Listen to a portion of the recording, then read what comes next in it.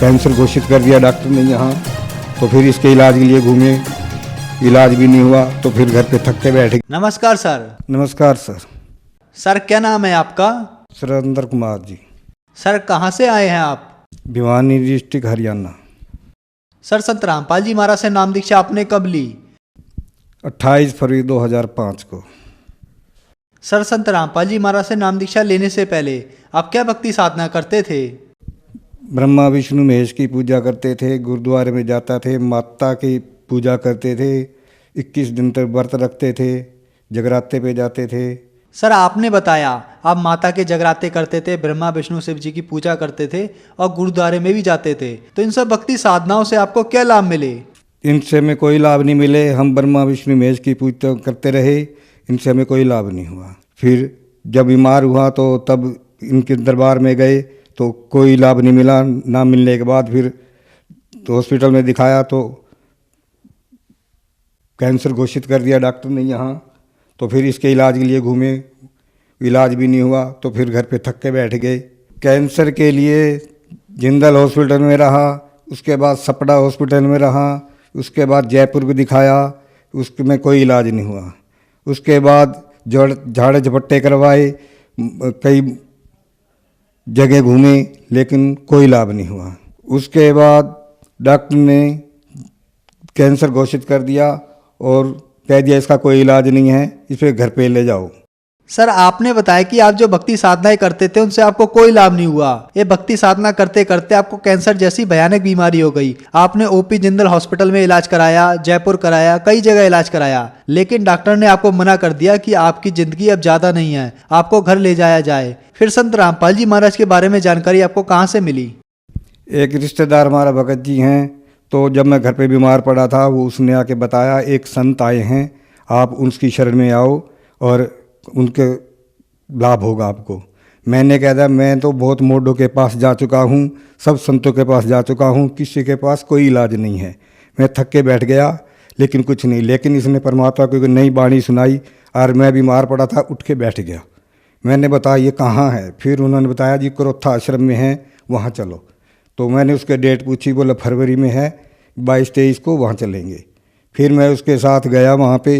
मैं घर पे सिर्फ एक रोटी खाता था या दूध पीता था या आइसक्रीम खाता था और मुझको कुछ नहीं खाया जाता। उसके बाद मैं जब आश्रम में गया मैंने नाम नहीं लिया था, 2-3 दिन तक सत्संग सुनता रहा। फिर वहाँ पे मैं दिन में 3 बार भोजन करता था। 3 बार भोजन करने के बाद जब वह सत्संग सुना तो तब मेरी आत्मा कहने लगी ये परमात्मा तो ये हैं, सब कुछ निर्वाण कर रहे हैं। तो फिर मैं पूछना भगत जी नाम लेना है? तो भगत जी बोले ऐसे नाम नहीं मिलता। मैं कहा कैसे मिलेगा, आखिर इसके नियम बता दो जी। क्या? मैं सब नियम करने को तैयार हूँ। तब एक पुरुषोत्तम भगत जी आए, मैं बैठे बैठे रो रहा था, आके कहने लगा कि आपने क्यों रो रहे हो? मैं कहा भगत जी मैंने नाम लेना है, मैं बहुत दुखी हूँ। भगत जी बोले चलो नाम दिलाते हैं। तब उन्हें फार्म भरा और मेरा नाम ले लिया और गुरु जी की शरण में गया। सर संत रामपाल जी महाराज की शरण में आने के बाद आपको क्या लाभ मिले? उसके आने के बाद हमारे बच्चे तो पढ़ाई छूट गई थी।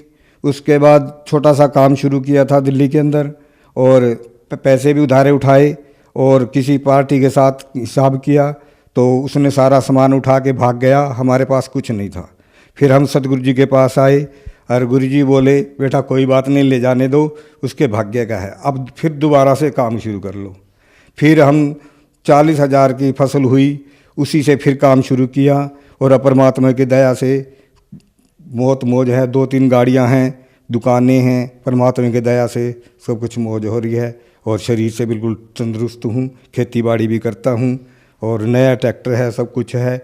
लेकिन हमारे खेत में पानी भी नहीं आता और फिर भी उससे दुगनी से तिगनी फसल हो रही है। कैंसर की बीमारी बिना ऑपरेशन, बिना कुछ दवा के संत रामपाल जी महाराज जी ने चरणामृत प्रसाद दिया और आशीर्वाद दिया और भक्ति ज्ञान दिया और उसके बाद मैं तंदुरुस्त हूँ और दिन में अपना सब कुछ खाता हूँ। मुझे कोई समस्या नहीं है किसी प्रकार की। जब मेरा पोता हुआ तो उसको दूध उल्टी आ जाती थी, दूध नहीं पचता था, उसको हॉस्पिटल में लेके गए तो उन्होंने एक्सरा किया, उन्होंने कहा कि लीवर बढ़ा हुआ है तो इसका ऑपरेशन होगा।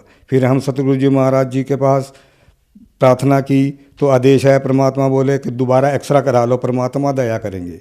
जब दोबारा एक्सरा करवाया तो वो ठीक आया। फिर डॉक्टर को दिखाया तो दोनों एक्सरे देख रहा था। बोले ये एक्सरे और ये एक्सरे में कितना अंतर है, क्या हुआ? तो वो एक्सरा देख के तो ये तो भाई और ही कोई चमत्कार है, और उसको दवाई दे दी और परमात्मा ने दया कर दी, ठीक हो गई।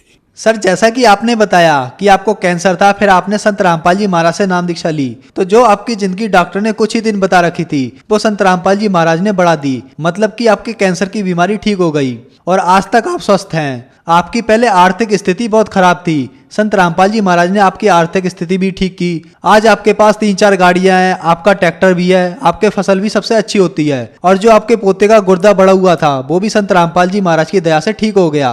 संत रामपाल जी महाराज ने आपका घर खुशियों से भर दिया। तो जो श्रद्धालु आपको देख रहे हैं और वो कैंसर के मरीज हैं, तो वो क्या संत रामपाल जी महाराज से नाम दीक्षा लेने से ठीक हो सकते हैं? उनके लिए आप क्या कहना चाहेंगे? उनसे प्रार्थना है कि जो भी बीमार है, किसी लेकर कोई रोग है, तो परमात्मा संत रामपाल जी महाराज की शरण में आएं और अपना इलाज कराएं, ये सब ठीक हो जाता है। सर, संत रामपाल जी महाराज की शरण में कैसे आ सकते हैं? टीवी पे 5-7 चैनल चल रहे हैं, उसके नीचे एक पट्टी आती है, उसके ऊपर फ़ोन नंबर ऐड हैं, वो फ़ोन नंबर मिलाइए और संपर्क करके जहाँ भी नामदान सेंटर है वहाँ जाके अपने नामदान प्राप्त करिए और भक्ति करके कल्याण करवाएं। धन्यवाद सर। सत साहिब। प्लीज़ हमारी वीडियो को लाइक करें, शेयर करें, सब्सक्राइब करना बिल्कुल मत भूलना। Gyan tech advisor press bell icon ज़रूर दबाएं।